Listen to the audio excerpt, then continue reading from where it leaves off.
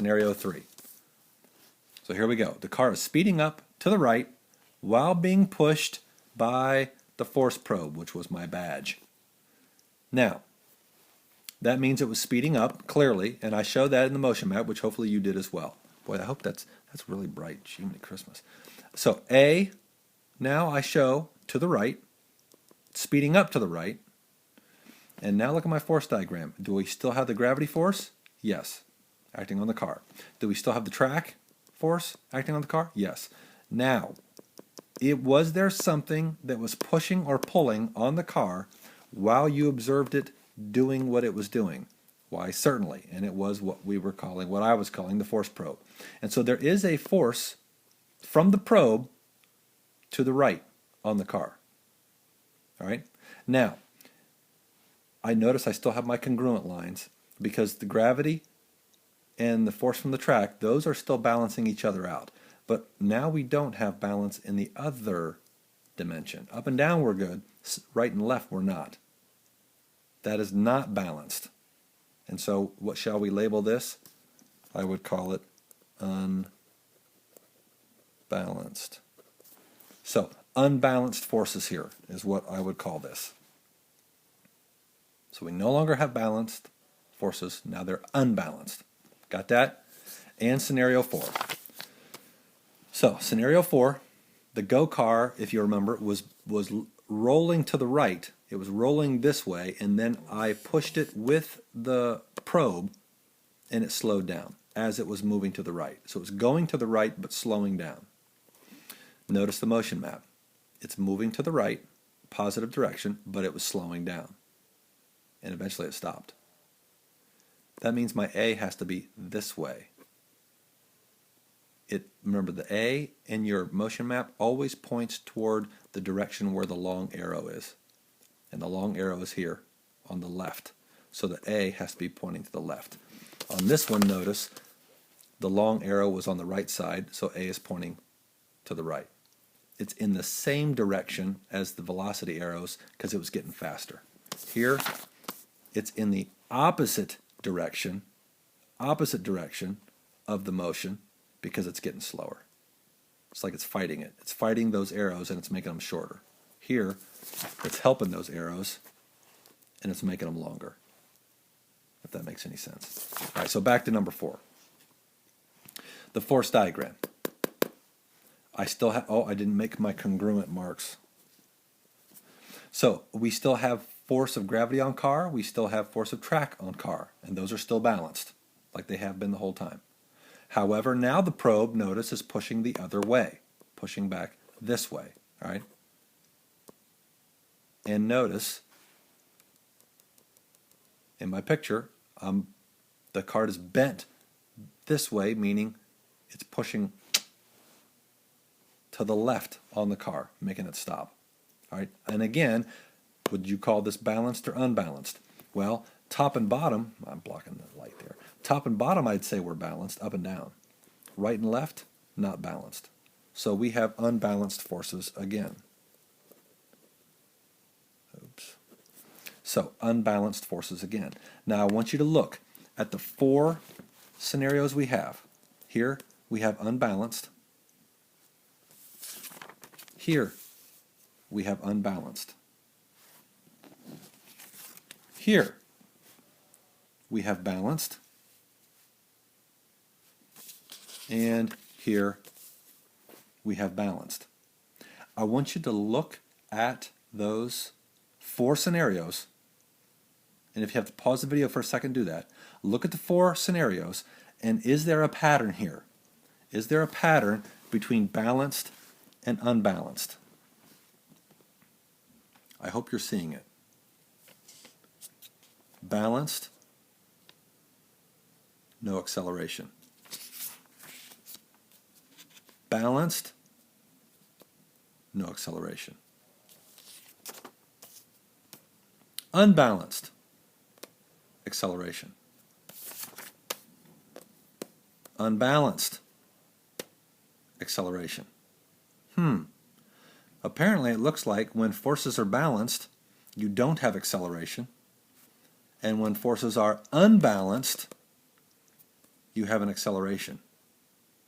And not only that, you have an acceleration in what direction? The same direction as the imbalance. Are you seeing that? Unbalanced force to the right. Acceleration to the right. Are you seeing that? Here. Unbalanced forces to the left. Acceleration to the left. That, my friends, is Newton's first law of motion. Okay? That is Newton's, Sir Isaac Newton, my good friend Sir Isaac Newton, that is his first law of motion. All right? And maybe you should write this down. Maybe I should write it down. Oh my gosh. All right, here's what's going to happen. I'm going to try to write, and I'm going to try to hold this camera, and oh my gosh, it's going to be disastrous. Or maybe I should just put the camera down, and then here, let me just give you an outside view. Here we go. This is right outside. There you go. That's outside view. Oh, there's a bird feeder. Hold on. Let me zoom in on. Oh boy, I just about broke something. Okay, I don't know if you can even see it over there. There's a bird feeder that's hanging. Oh no. Now I'm just wasting time. What is happening right now? Oh gosh, I'm about to break the glass. There's a bird feeder out. Oh my gosh, this thing's gonna fall over. You can't even see the dang thing hardly. It's up in the upper left. Oh jeez, now I've totally wasted so much time. It's not even worth it. Oh gosh. All right, we're back to this. I'll just set it right here. There is a bird feeder out there though. Right. Oh gosh, but I don't have any bird seed in it because I don't like that. All right. Anyway, sorry. I'm gonna write this down. Let's see. Newton's. Now I'm gonna say it. I guess you could write it while I'm saying it, and then I'll show it to you just to so you have it on the video that you can pause it and write it down. Newton's first law of motion. Now, balanced. So number one, balanced forces won't cause a change in motion. Doesn't mean it can't have motion. It means there can't be a change in motion.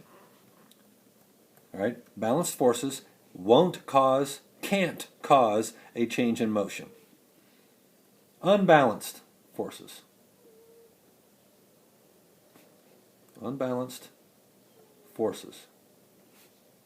always cause a change in motion.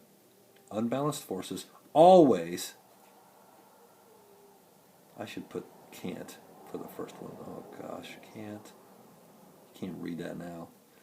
And then can't, and then always for the so balanced can't cause change in motion. Unbalanced forces always cause a change in motion. And furthermore, I'm going to add one more little statement here.